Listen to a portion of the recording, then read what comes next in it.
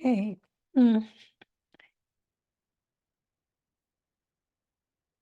just had an early dinner, as I do, and I want to further talk about a bit about the welcoming prayer.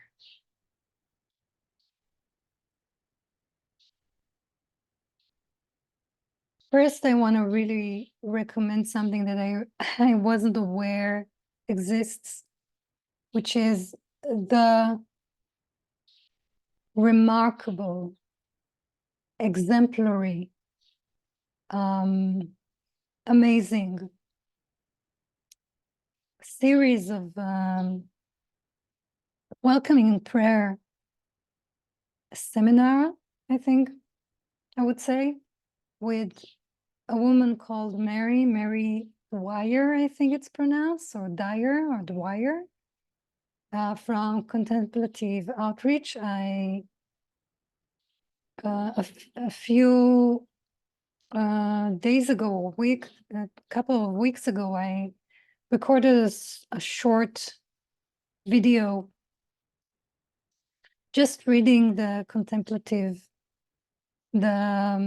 welcoming prayer practice text, some text that I found. And I found it really concise and inspiring. And then I found this course, this series with Mary Dwyer. It's amazing, and I really recommend it. And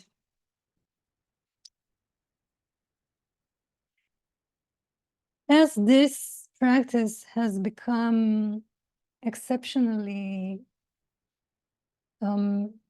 important to me lately, I want to really briefly talk about how it is to practice it, and actually to talk about how difficult it is, but it's really a concise and simple practice, which makes it really easy in a way.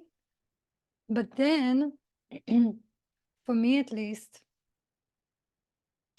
it's also very challenging. And one of the things that happened for me, going more and more into this practice and getting more acquainted with it, is that I realized that I've been, in different forms, have been practicing this practice for years now, in different forms. I've been dipping my toe into surrendered living, in and out for years, and a few of the modalities and bodies of knowledge and teachers that supported me in that were, for example, the work of Eugene Jandling and the focusing method is definitely resonant and parallel with welcoming prayer, definitely, in the way that it's introduced by Mary Dwyer and by Contemplative Outreach.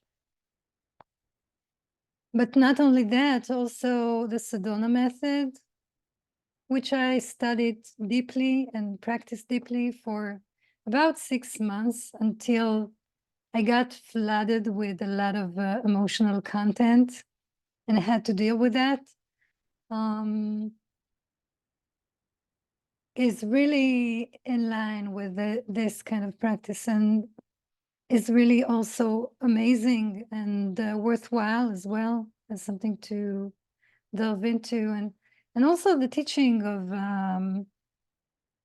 of the spiritual teacher named David Hawkins, which is also pretty amazing in the way that he talks about spirituality, but he came out of, or his basis is the practice of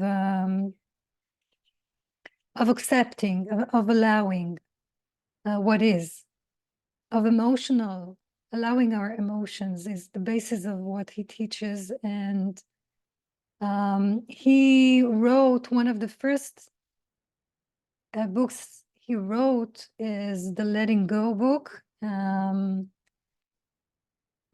And actually Sedona Method came out of his work. Afterwards, it got splitted as a business endeavor, and he let go of it. But he was one of its creators. And those are just a few of things that I realized. Also, mindfulness is very much a big aid and very much part of my practice for the last few years. And so I realized it's been a big part of what I was doing. And the welcoming prayer, as it is introduced, is just a way to condense that practice in a way that is suitable to where I am now, which is having a lot of experience and also being quite convinced of the place of letting go and welcoming my own embodied experience and emotional experience. I'm quite convinced of its place in my life now and what it can bring, and it's time for a very simple, condensed version. And what I want to say today is that I realize how difficult it is. It's simple, it's a simple practice, but it is hard. And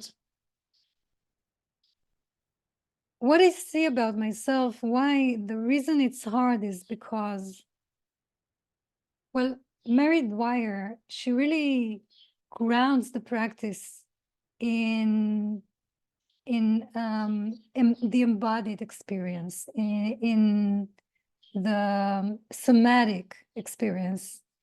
The first step, she says, is to feel our feelings in the body and agree that they're there, and then you can start the practice. So it's very, for her, it's very somatic, and I agree that it's the maybe only way, if not the preferred way, to do this and have results, true results. The reason she gives, and I completely agree, is that we're so tricky human beings, and we tend to avoid our feelings, avoid our experience. And the way she says it, and I agree, that the body doesn't lie. The body doesn't lie. The body exposes the emotional experience very transparently, and you can't argue with what the body says. And it's also really grounding it in the body makes it really very real. And what we need as spiritual explorers is something real. You know, there's enough mucking around in the spiritual world. There's enough illusion and game, like play of lights, and quite simply lies. There's enough availability for a spiritual explorer to just trick themselves. There's many there's many opportunities for that. So if you go to the body, it will get really, really hard to lie to yourself. But if you check the body, for me, one of the things that makes this practice of welcoming prayer hard is that there's a great momentum for me in my system. My embodied system, my energetic system is quite intense. There's certain reasons that I can give for that. I can explain it with human design and my chart in human design. But the fact is that my system is quite volatile. There's also a psychological way to name it. It doesn't matter so much. But my system is quite reactive in a subconscious way, in a sense. What I mean is, when I go to my body and check what is going on right now, a lot of the time, one of the main things that's going on is just a kind of dynamo. It's a kind of momentum that is really pressing me in that moment that I'm trying to, I don't have lack of awareness. So I do remember to remind myself to stop and to sit for a moment with what I'm experiencing. But my problem is that momentum. Because when I stop, one of the, sorry, the first thing that I meet is that pressure to go on and distract myself and do something in the outside arena. And it kind of rejects that activity of stopping, of going inside, of turning inwards. So that in and of itself is a visceral experience, that dynamo. It's a body-mind emotion experience. It's a holistic experience of just that pressure to go, go, go.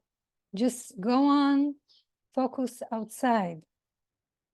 So that's the first front that I meet whenever I try to stop and welcome whatever is happening and lower the pace of my system.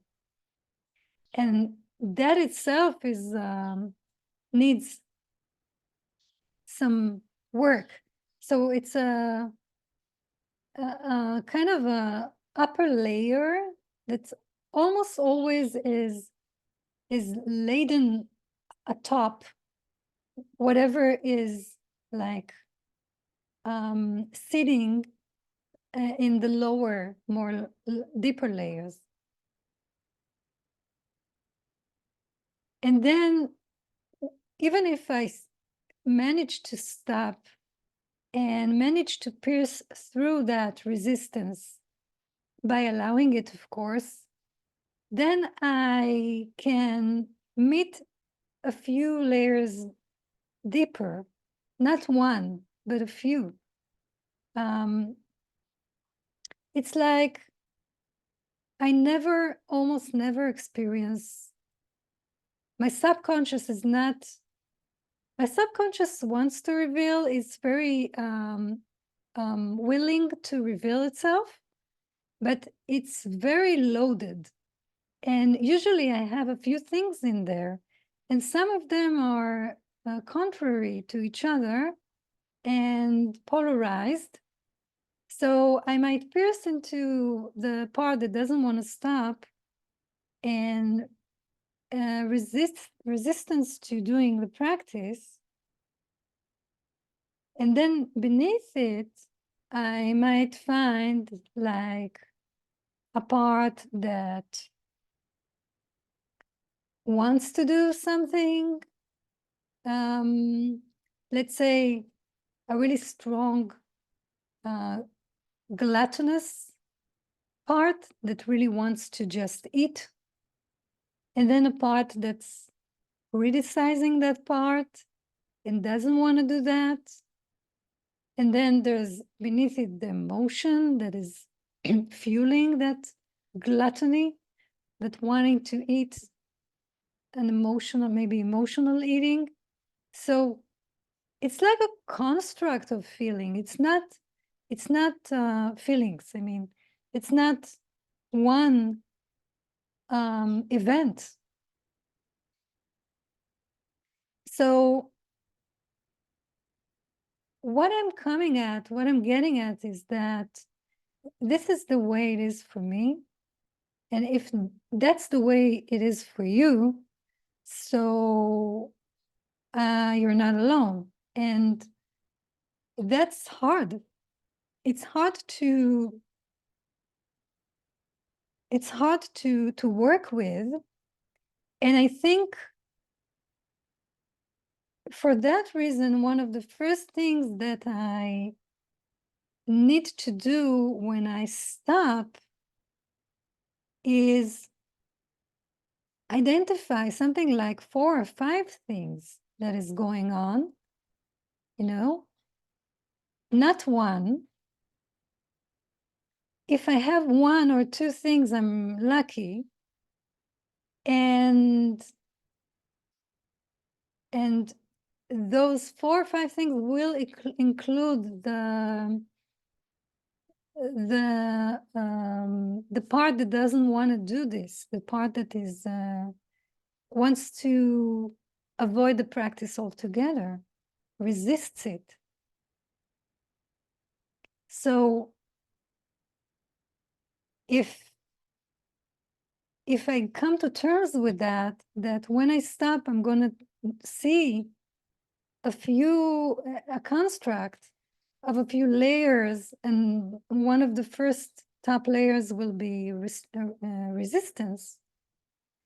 Then I can conjure up some self-forgiveness and patience and willingness to go through this practice, to engage with this practice. Because as long as I don't come to terms that it's really difficult and that there's resistance there, as long as I don't come to terms with that, I'll avoid it. So what makes it a bit easier for me is to first check, okay, I'm stopping. Do I see the resistance? Yes. Okay. Just see it. Just see it. Don't be a smartass, Don't be too smart with the resistance, because it's a big force, resistance to practice. So if you just allow yourself just to like count it, like just tag it, like this is the resistance. How does it feel in my body? Where do I feel it? Okay, I'm not messing with it too much, I'm not, getting in there. I'm just saying, okay, hi resistance, hi. Okay, what else? What else? What else is here? So there's another layer here. I'm pissed off, okay? Hi, what is it about? Oh, I can identify what's the area of pissed off. Why is it? What is it about? And then say hi. Don't mess with it. What else? Is there resistance to being pissed off? Is there a critical part that says you're not supposed to be pissed off about this? See that. How does that show up in the body? What's the energy there? Don't mess with it too much. Say hi, hi, hi. Everybody, hi. Is there something beneath it? Is there fear? Where is it in the body? Usually when it's beneath it, it's also beneath it in the body, lower in the chakra system. Where is it?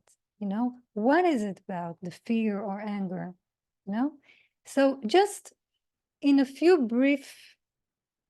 minute, a few brief seconds, just say hi, and don't get too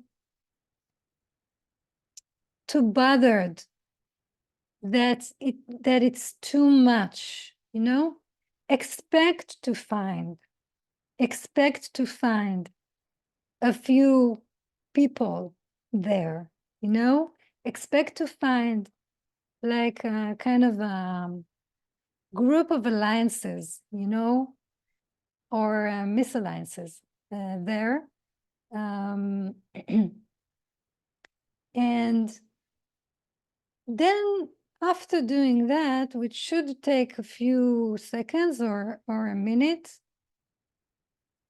take a small breath, and then just you can either check if that's enough. If your system is overwhelmed, it's probably enough for now, so you can leave it. How do you know the system is overwhelmed? Well, I have to make another video for that, but there's this specific feeling of too much. I don't have energy, you know, to go too much into that or to stay with the practice. I don't want to, you know. So just check. Do you want to go on? If you get a no, just you can disengage and go on, and don't feel guilty for not going deeper with that, you know. God willing, you know, or existence availing, you will get a chance to come face to face with each of those layers at another time. So trust that it's enough if you feel it's enough. Why? Because I don't want you and I don't want me to get caught up in fighting yourself, in self-battling, which misses the point. So just do that. Do what's possible. Do what's not too much. That is one of my lessons in spiritual practice and in every practice. Just do what's enough and what's available without overloading yourself. Okay, and you can also, before you go out or disengage, if you have still like a shred of energy, you can just bless all those parts that you found there, those layers.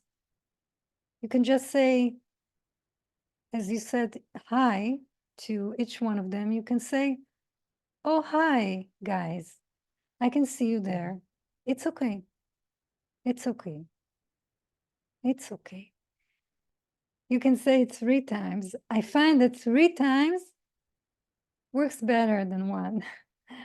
There's something about the number 3, which someone very dear to me inspired me about, and I find it works very well. So you can say, it's okay, it's okay, it's okay, you know, and then you just disengage. You can even, if you find there a layer that really calls for you, but you don't have energy now. So I'll teach you a tool from IFS. It's the emotional therapy that I'm trained in, that you can set a date, a later date with that part or layer that you came across when you just stopped to welcome, you know? If you found there, oh, I just stopped and I looked and wow, you know, there's deep grief there, and or there's guilt. It's really, really harsh, but I don't have energy to engage now. When you leave, when you disengage and you go on with your day, you can, before you go out, yeah, you can set up a date with that part. You can tell that layer apart, I saw you, and I'll try to get to you later. Please don't disappear completely. I'm going to call you later to engage with me, you know? But I want to warn you that, warn is a harsh word, but make you aware that if you set a date with a layer or part in you that is quite, that is carrying a lot of emotional energy, what they call burden in IFS, try to keep the date, you know? And if you don't, if you see you can't keep the date, the best practice is to address that part and tell it, listen, I'm really, really sorry, but I know we said we'll talk in a day or in an hour or in a week, but it's not working out for me. I'm sorry. I'm sorry. You're still important to me. It's just, I can't. Because there's something in the work, this deep work of meeting our emotional layers, yeah,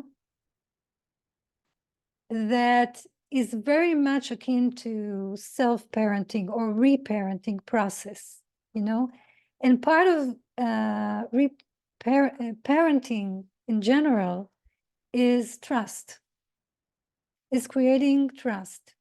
And many of us had that trust in some way broken. Maybe all of us in some ways had the trust broken, because that's life. That's growing up. You know, the world, it disappoints you in ways, you know, all of us. So part of self-healing, the process of self-healing, which is very, very related to all of that welcoming prayer practice and this line of work, of inner work, emotional work, is about self-healing, becoming whole. And when you start coming to awareness about different layers that are alive in you subconsciously, one of the important things in my eyes is to create some relationship of trust, to establish trust between the aware you, the one that is penetrating into that subconscious and seeing it and accepting it and allowing it, which can be said to be the parent, you know, the responsible side of you, the aware side of you, the grown-up. And between the parts that are more volatile, that are more burdened and subconscious, they were like shoved below consciousness because they had this difficult energy to them, you know, establishing a kind of a new a relationship of trust. And that relationship of trust, when it is established, is very healing. And it's very important, because if you don't do that, there's again a kind of experience of betrayal.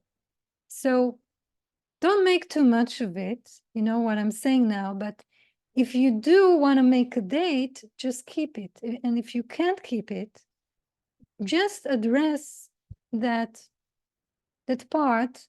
It takes exactly, I think, 5 or 6 seconds just to put your hand on your belly or your heart and say, hi, I remember you. You know about the date we made? I can't come, you know, or I'll try to do it at another time. Yeah, I'm sorry.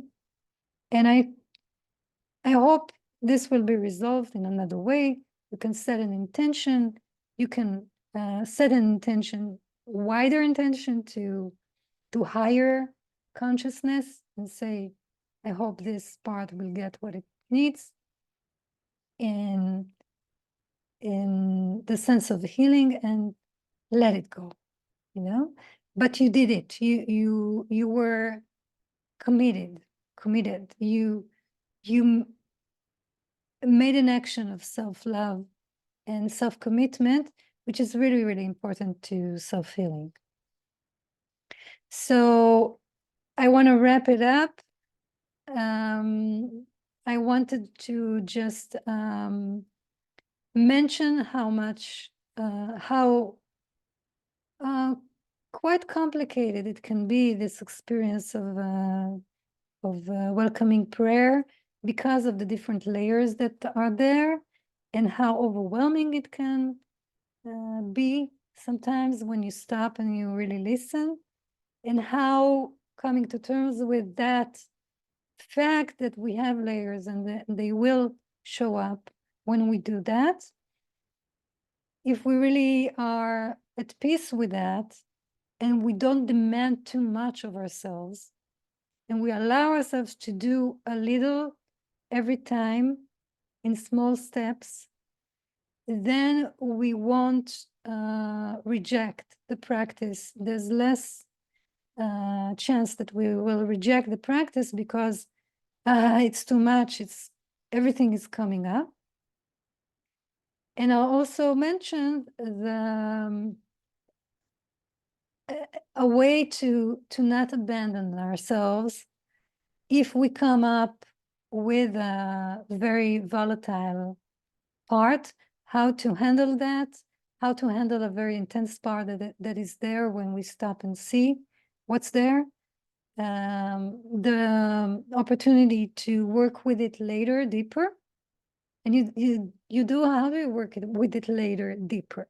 You just do welcoming prayer just with that part. You invite it into the process of welcoming prayer.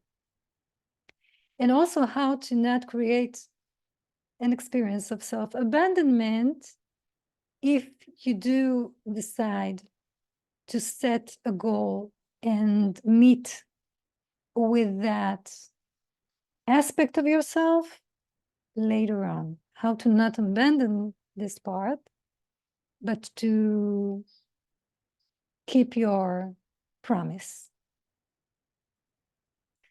So that's it. And I hope it was helpful in a way. See you.